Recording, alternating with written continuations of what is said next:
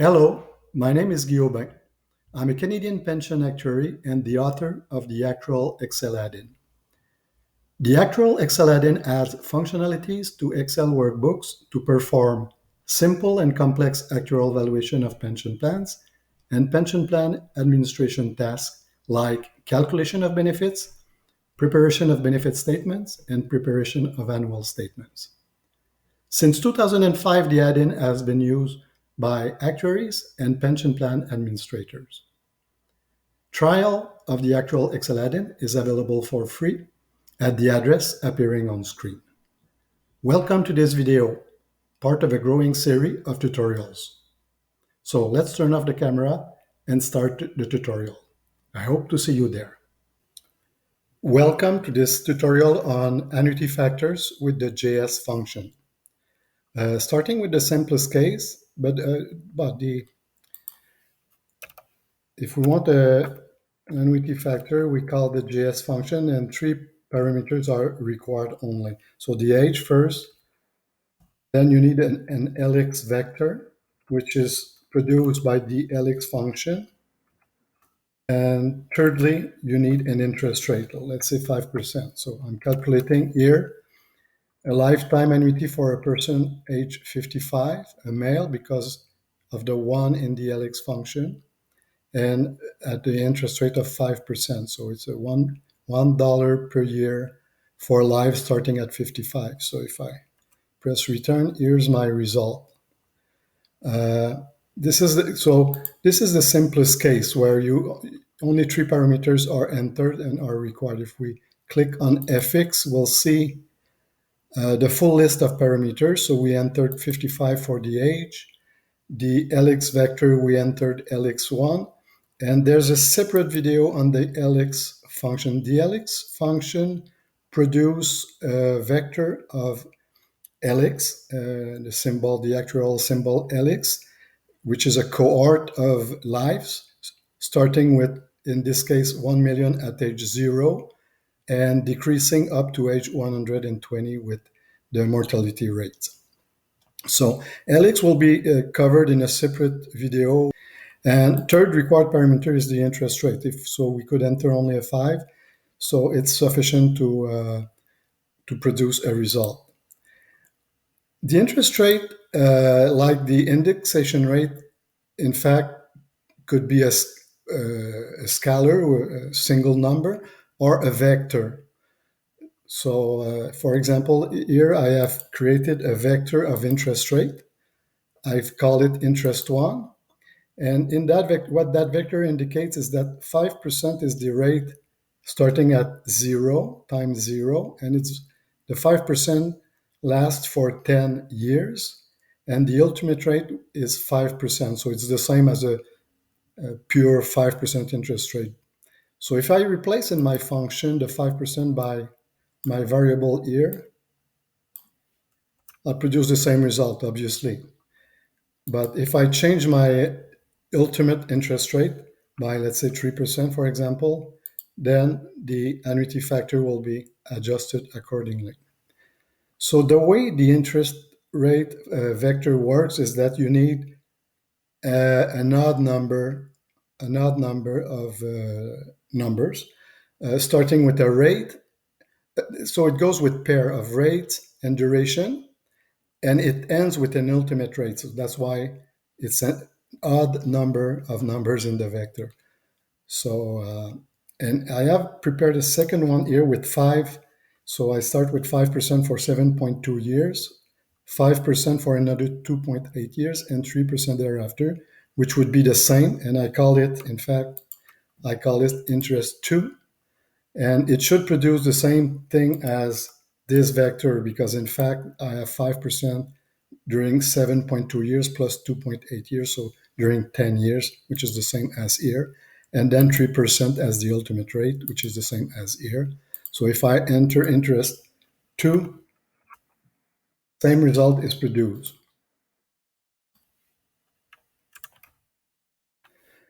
If I change here for whatever, I could change it for 4%, then I must use interest 2. If I change my any of these information in there, the result will be adjusted accordingly. So this is the simplest case of the JS function producing an annuity. But there's a lot more parameters in it. So I indicated here all the list of parameters starting with H1, LX1, interest, H2, LX2, revert. So we'll cover them right now. So I put them in. I put the three required parameters in red, and all the rest are optional. So H2 and LX2 would be used if I want to produce an annuity reverting to a co-annuitant after the death of my member or annuitant, let's say. And the annuitant is the person identified by H1, LX1. So all my variables have been named here just for ease of use. So H1, except for LX, because LX you must call the function. You cannot call a cell containing an LX value. You must call the function within the JS function. So then interest has been named, H2 has been named, the second LX has not been named for the same reason as the previous one. Go over all these parameters just briefly to explain them. H2 and LX2, as I said, are describe the co-annuitant. Reversion would be the percentage reverting to the co-annuitant after the annuitant's death. So it could be anything, but normally it would be 50%, 60%, 100%, or two-thirds. So the normal percentage reverting to a co-annuitant. And guarantee is expressed in years, and it's the period that the pension is guaranteed. So it could be, by default, it's 0. But if you say 5, it would mean 5 years guarantee. So if the annuitant dies during that 5-year period, the payment will continue for the remaining of that guaranteed period. So that's the guarantee in years. Deferred is the deferment period from age 1. So if payment doesn't start at age 1, then you have to enter an information here in deferred, again expressed in years. And I put 2 here, but it could be 2.5, it could be whatever you want. And by default, it's 0. Next parameter, years paid. Years paid is if you want to have a temporary pension, like a bridge pension ceasing at age 60 or 65, then you would indicate the years paid. So if I would, in this situation where I put 60 as age 1, if I want my payment to stop at 65, I would say 5 years paid. So 60 plus 5 at 65, payment will stop. And you've seen that the factor has been adjusted accordingly. Indexation is the indexation rate, and these rates start at age 1. So the time zero with the JS function is really age 1. So here I could enter a single number like 0% or 1% or whatever, or I could enter a vector, the same as with interest rate, as explained priorly. So next, first age index or first stage of indexation. By default, indexation, if there's an indexation rate, it would start at age 1 plus 1, so 1 year after the start of the pension. But so if I put nothing, it will be adjusted by its age. It's not exactly age 1. Age 1 plus deferred. If you have a deferment period, indexation will start one. In fact, it's 1 year after the payment start. So if the payment start in 2 years and I'm age 60 now, so I would be 62 when pension start, and indexation will kick in at 63. Years paid we've covered, indexation we've covered, first stage index we've covered. Frequency of payment. Frequency of payment is the number of payment per year. So by default, it's 12, so payments are monthly, but I could put 26, 52, or 1, whatever you want, and whatever is relevant for your situation, in fact. Next parameter is due. It's due as in due or immediate. Weirdly, due would start if I have no deferment period, for example. If I by default, due is true by default. So meaning that the payments start right now at 60. Does it, if I put false here, the payment will start here because I'm monthly. It will start in 1/12 of a year. If payments are quarterly, it will start at 1/4 of the year. But by default, due is true and payments start at the age one. Or if you have a deferment period at age one plus deferred. So that's due, and you don't have to enter it. By default, it's true. QX pre, meaning mortality prior to retirement, only relevant if you enter a deferred period. And by default, it's true. So if you have a deferment period, uh, the annuity factor will be decreased for probability of survival from age one to age one plus deferred. So this is the default value. If you want no mortality during the deferment period, you put false. But as I said, by default, the value is true. Next two parameters are not used very often. In fact, certain reduce is very special situation in one pension plan that I've encountered in the past, where, first of all, the pension reverts to a co-annuitant, and secondly, there's a guarantee attached to the pension. And if the member dies, the certain pension continue, but at a reduced level, reduced by your reversion rate, in fact. So that was the case covered by certain reduce. So certain reduce would only be used when you have both pension reverting to a co-annuitant first, and you have a guarantee. So you must, if you have those two, then you can use certain reduced. But as I said, very rarely it would be used. And percentage married, I will cover separately on my third slide. So going back to my factor, we'll I'll take the simplest situation first. So this is an annuity. My interest rate is 3. My age one is 60. So, and sex one is, did I cover it somewhere? Sex one, I think it's here. It's further down. It's 2. And X2 is 1. Okay, maybe sex I should explain more precisely. 1 meaning a man and 2 meaning a woman.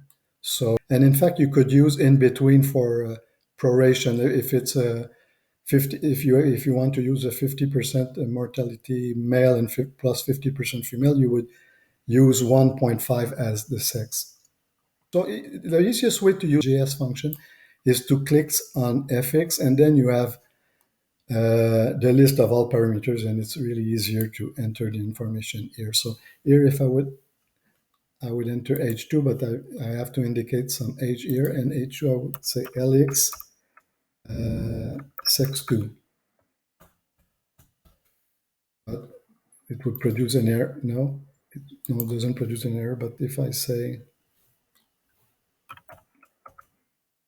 reversion is at 0, so it's the same as a lifetime annuity because there's no.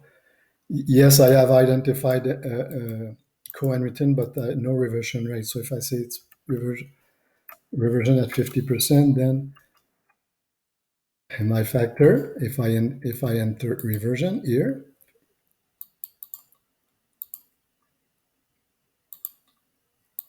will adjust accordingly. So if I change my reversion to 60%, change 0%, going back to, in fact, to a life annuity on a single person, so 50%. Then the guarantee, as I said, it's expressed in year. I have to add the parameter if I want to use it. So if the guarantee at 0 now for the moment, so it doesn't change. So I change it for 5, then my factor will adjust accordingly. Deferred period, the same. If we go to deferred, if I refer to that, information. And therefore, if I say 2, for example, my factor is reduced because the payment is deferred by 2 years. It doesn't start at 60 anymore. It starts at 62. Years paid. So if I want the temporary pension ceasing at 60, what I will remove the deferred first of all. And so I will enter here the years paid parameter. So if I enter years paid, which is at 0 now, so it doesn't change my factor, it's like a lifetime. If there's no information, it assumes doesn't stop. So if I enter 5, my factor is reduced, obviously below 5, because there will be less than 5 payments made, and it discounted with interest and everything, so it's below 5. Okay, age indexation. Indexation. That's a parameter that could be used. I would not say often because not all pension plans offer indexation, but uh,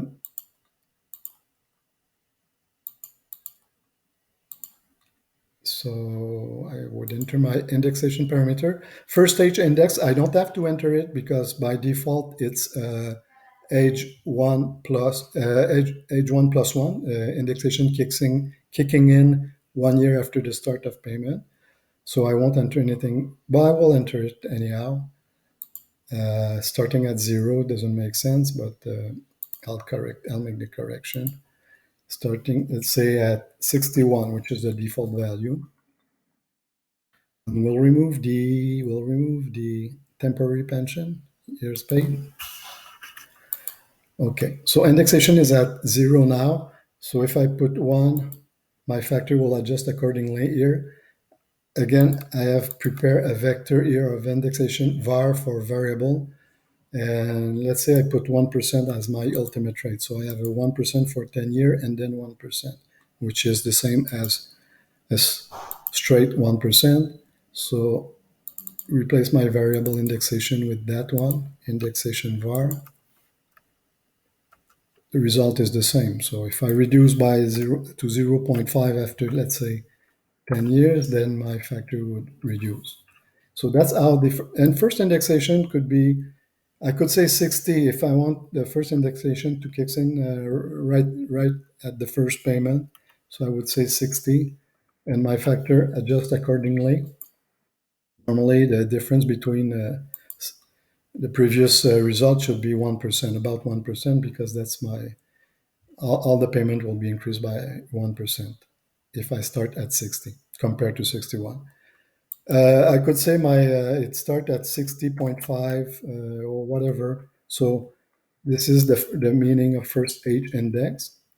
Frequency of payment, if I put nothing, so it would be 12. If I just enter the frequency, so it doesn't change whether I enter 12 or nothing, it's the same result. But if I say it's payable, let's say 52 times a year, then my factor will adjust accordingly. And due we've covered, and Q expray we've covered. Maybe, yeah, we've covered. And certain reduce, I won't cover, but as I said, you put it's false by default. And if you want the guarantee payment to reduce after the annuitant's death, you would say true here. You would indicate true.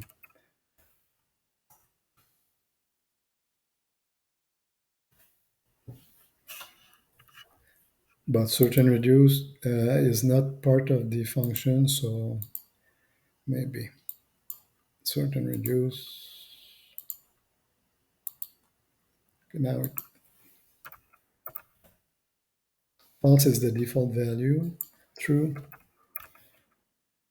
there's an adjustment. There's a slight reduction you see here because it's not necessarily really significant.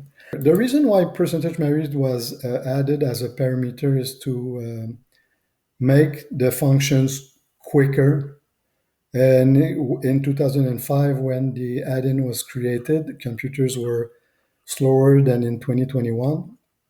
So it was added to save some time because uh, some result could be okay. I'll go over what it does.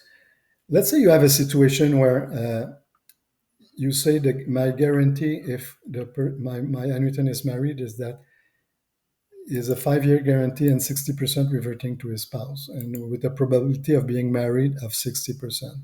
And in the case he has no spouse, then you're left with only the guarantee for 40% of the time.